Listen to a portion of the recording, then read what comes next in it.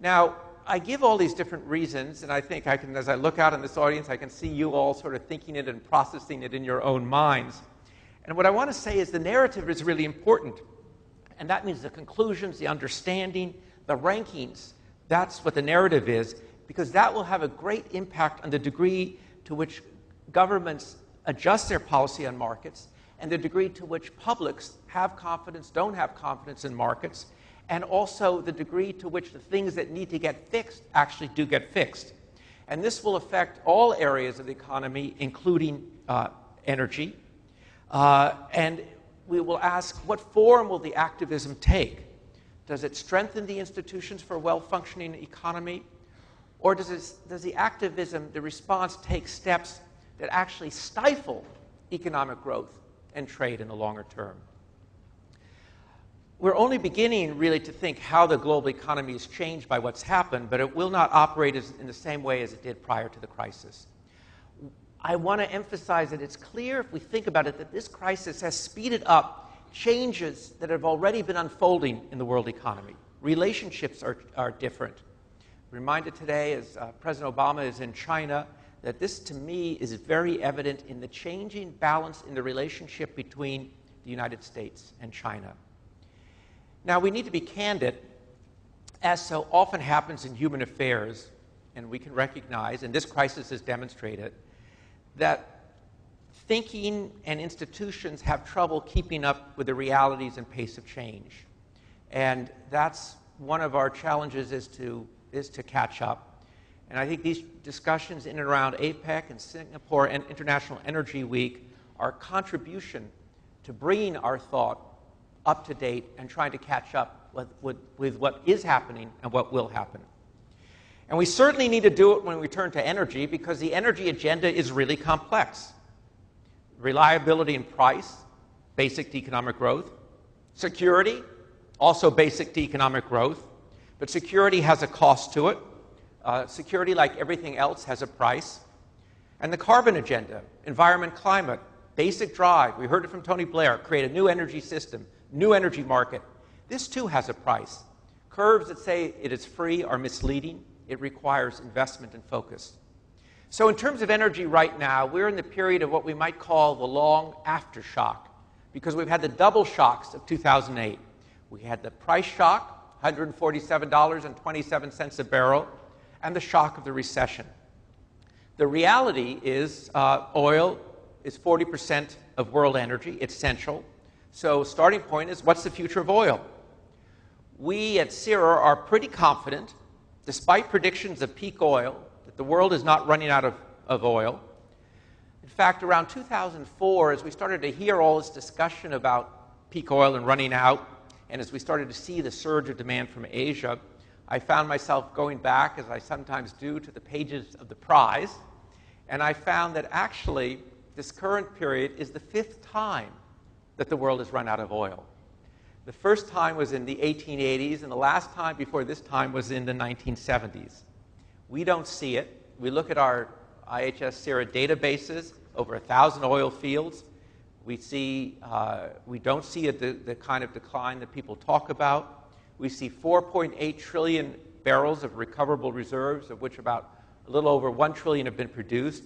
We see capacity growing from today's 92 million barrels a day to 115 million barrels a day by 2030. Not exactly a peak, but more a plateau. I think one thing that happens again and again and again is that people underestimate the impact of technology. Some of you will remember that phrase, the end of history. Well, there's this other concept out there, the end of technology, that somehow technology's over. But look at offshore capabilities, one of the strengths of, in fact, of Singapore, one of the key industries. In the late 1970s, the deepwater frontier was 600 feet. Today, it's 12,000 feet. Whole new, almost oil province has been opened up by technology off the coast of Brazil recently. So the resources are there, but this is not a view of unalloyed optimism by any means. There are big challenges. In fact, there are very big challenges. Will the investment be there? Will the investment be done in a timely fashion? Will markets operate properly? What will be the impact of geopolitics, government decision-making, fiscal regimes, the very complexity of projects? You know, in the 1990s, a mega project was maybe $500 million, $500 million. Today, a mega project is $5 billion, as some of you here in this audience know, or $10 billion. These projects are a lot more complex, and cost has been another big issue. Costs have gone up very considerably. So all of those factors say what happens above ground determines whether these supplies are there. Now, I use the phrase the long aftershock. So we ask, well, what will be the effect of the long aftershock on investment? Are we going to see sometime, say, 2012, 2014, are we going to see markets tighten again? Well, they certainly will to some degree. We're going to eat through the surplus that we have. But the question that we'll worry about is it going to be enough, and is it going to take the form as to deliver another price shock? And the answer, there's not an answer today, because it really depends upon the pace of investment, and it depends upon also what happens to demand, which I'll return to in a moment.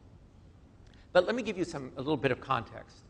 As Sri mentioned in his introduction, I have a new edition of the prize, and so as I was working on it, it meant that I had to sit down and say, okay, Dan, what's changed? So I saw 4 big changes. I think first is that oil, which has always been a commodity, is also now, think of it as a financial instrument. We can have a big argument about why oil got to $147.27, and probably at the end of the argument, we'll say all of the factors were part of it. But I would say that financial markets, not just speculation, but financial markets are an important part of it, because oil has become a financial instrument. We see it happening. It moves in sympathy to the equity markets and expectations for economic growth, and it moves in opposition to what happens to the dollar. So there are definite gaps between the fundamentals of an oversupplied oil market and expectations of recovery. So, and also I think people sometimes forget that price really counts. So the price moves up, and it does have an impact on demand. But so, okay, so what are the consequences of oil as a financial instrument? One is it means greater volatility. It means, too, that not just expectations are important, but belief structures are important. If people think the world is running out of oil, or if the financial markets think the world is running out of oil, that means that you can continue to see the price go up even when demand is weakening and you're going into a recession, as, by the way, actually happened last year. So that's the first change. The second, and one very relevant to this region, is the globalization of demand. In the old days, and how long ago is the old days? Maybe 10, 12 years ago.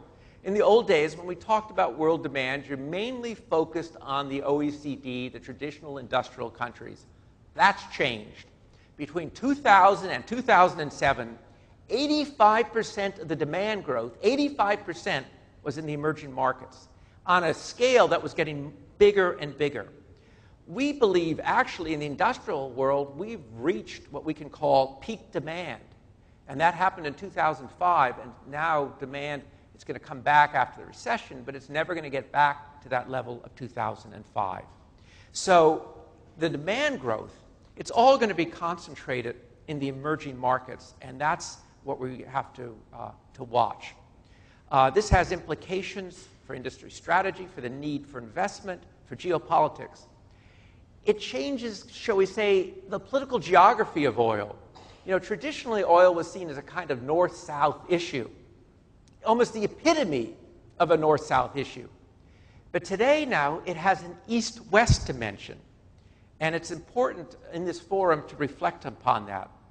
Some see that as an inevitable source of strife, that China and India versus the United States and Europe in the struggle for oil. I strongly disagree. I think what we're seeing in terms of demand is the result, this globalization of demand is the result of the success of overall globalization.